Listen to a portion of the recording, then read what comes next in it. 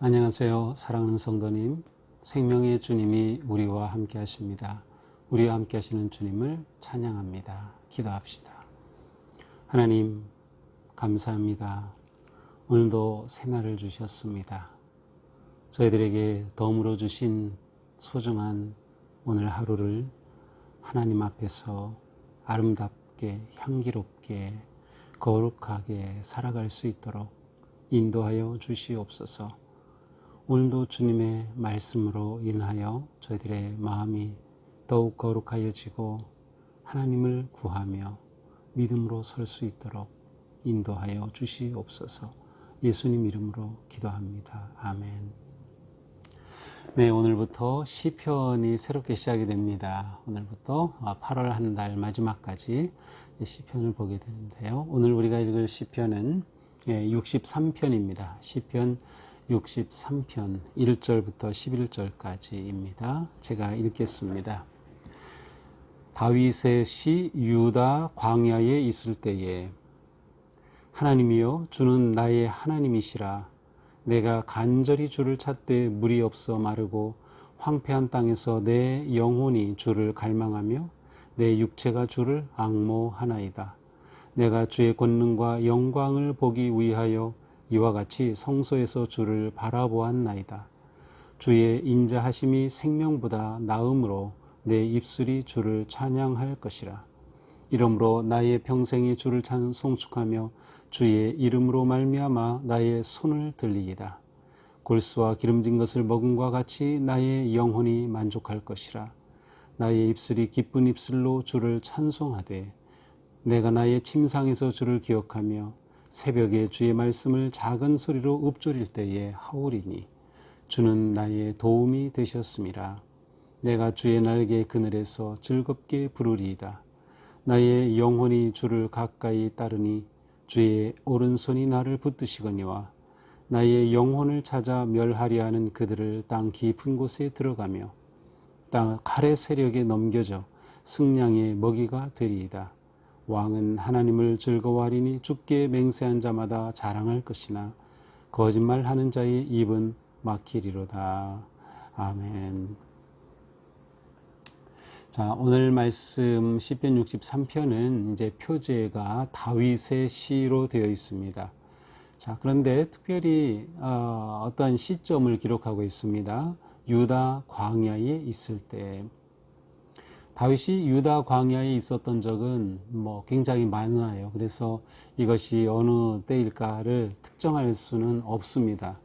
하지만 아마도 이 시의 내용을 보면서 이제 전통적으로는 이 시편 63편이 다윗이 왕이었다가 아들 압살롬이 쿠데타를 일으켜요. 그래서 성전에서 쫓겨나서 광야길로 피난 가는 그때가 아닐까 하는 추측을 합니다. 물론 그때에 기록되었다고 표제지에 나와 있는 시편이 있긴 하지만 이처럼 다윗 인생에서 있었던 아주 황폐한 그런 순간을 떠올리게 합니다. 기독교 역사 속에서는 전통적으로 시편 63편을 매일 기도문으로 사용하기도 하였습니다. 그래서 오늘 우리가 이렇게 쭉 읽어보지만 매일 우리가 이 시편으로 기도하는 것도 굉장히 은혜롭고 우리의 마음이 하나님을 향하는 그러한 좋은 시편입니다. 자, 1절입니다. 하나님이여 주는 나의 하나님이시라. 내가 간절히 주를 찾되 물이 없어 메마르고 황폐한 땅에서 내 영혼이 주를 갈망하며 내 육체가 주를 앙모하나이다. 자, 다윗은 황폐한 땅에서 지금 하나님을 찾고 있습니다. 광야를 지나는 순간에 그는 하나님을 찾고 있습니다. 주를 갈망한다고 말하고 주를 앙모한다고 고백하고 있습니다. 더 나아가서 2절에 보니 내가 주의 권능과 영광을 보기 위하여 이처럼 성소에서 주를 바라보나이다. 주님의 권능과 영광을 보기 위해서 주를 바라본다라고 표현하고 있습니다. 지금 황폐한 광야길을 걷는 다윗입니다. 그 광야길을 걷는 인생길에 다윗은 하나님을 갈망하고 있습니다. 다윗은 하나님을 앙모하며 하나님을 바라보고 있죠. 다윗의 인생을 돌아볼 때 다윗의 인생은 광야에서 빛나는 인생이었습니다. 고난 중에 빛나는 인생이었습니다. 광야, 황폐한 땅은 우리의 인생에서 매우 매우 중요한 것입니다. 우리는 광야가 아닌 평안하고 안락하고 풍요로운 자리에서 자칫 우리의 마음이 비뚤어지고 넘어지기 쉬운 것이죠. 사실 광야의 시간은 빨리 지나가는 것이 문제가 아니라 그 광야의 시간을 통하여서 온전히 깨닫고 바른 길로 깊이 나아가는 것이 중요합니다. 이때 중요한 것이 초점이죠. 다윗은 바로 하나님을 바라보고 있습니다. 그러므로 우리는 이 다윗의 모습을 보면서 우리 인생의 광야를 어떻게 지나야 하는지를 배우게 됩니다. 다윗은 고백하죠. 3절 주의 인자심이 생명보다 나음으로 내 입술이 주를 찬양할 것이라. 주의 인자가 생명보다 낫다. 그는 전적으로 하나님을 의지하고 있습니다. 이러므로 내 평생에 주를 송축하며 주의 이름으로 말미암아 나의 손을 들리이다. 그는 평생 하나님을 예배하기로 고백하고 또 작정합니다. 그는 하나님으로 말미암아 승리할 것임을 확신하고 있기 때문이죠. 그러므로 이렇게 황폐한 광야의 시간이지만 그의 영혼은 오히려 하나님 앞에 만족함을 고백합니다. 골수와 기름진 것을 먹음과 같이 나의 영혼이 만족할 것이라. 나의 입이 기쁜 입술로 주를 찬송하되 내가 나의 침상에서 주를 기억하고 새벽에 주의 말씀을 작은 소리로 읊조릴 때 하오리니. 그렇습니다. 침상에서 여기선 한밤중이죠. 또 새벽에, 사실 그는 밤중에 새벽에 고난의 때 어두운 시간에 주님을 기억하였습니다. 주를 기억하며 주님을 앙망하고 주님을 찬송함으로 내 영혼은 만족할 것이라고 고백하고 있습니다. 그렇습니다. 우리 인생에서 가장 중요한 것은 하나님의 함께 하심이에요. 7절은 이렇게 고백합니다. 주는 나의 도움이 되셨습니다. 주는 나의 도움이 되셨습니다. 이것이 우리가 평생에 고백해야 할 아름다운 노래가 아닐까요?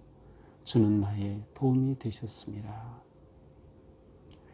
원로 목사님 별세하시고 오늘도 장례가 계속되고 있는데 저는 원로 목사님의 인생을 오늘 시편을 통해 보면서 이 한마디가 담고 있다라고 생각해 보았습니다. 주는 나의 도움이 되셨습니다.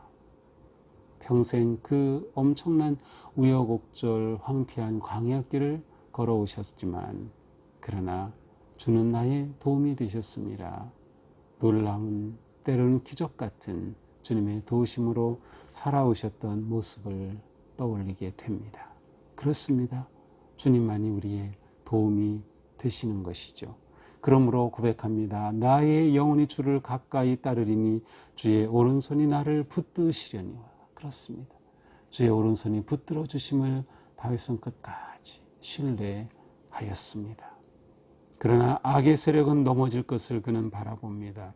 칼의 세력이 넘겨져 승량의 먹기가 되리이다. 주께 맹세한 자마다 자랑할 것이나 거짓말하는 자의 입은 막히리로다. 하나님의 최후 승리, 의의 최후 승리를 확신하고 하나님을 바라보고 있는 것이죠. 우리에게도 이 확신이 필요합니다.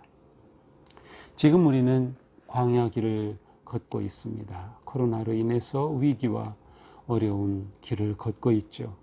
이때 과연 우리의 삶의 중심은 무엇입니까? 아니면 누구입니까? 우리는 다윗처럼 위기 때에 오직 하나님 중심의 삶, 하나님 만족의 삶, 하나님 찬양의 삶으로 승리할 수 있을 것입니다. 그러니 우리는 다윗처럼 이러한 때에 어떻게 해야겠습니까? 하나님을 갈망해야 합니다. 또한 하나님을 앙망해야 합니다. 하나님을 바라보아야 합니다. 하나님을 기억해야 합니다. 그리고 하나님께 헌신하며 고백해야 합니다.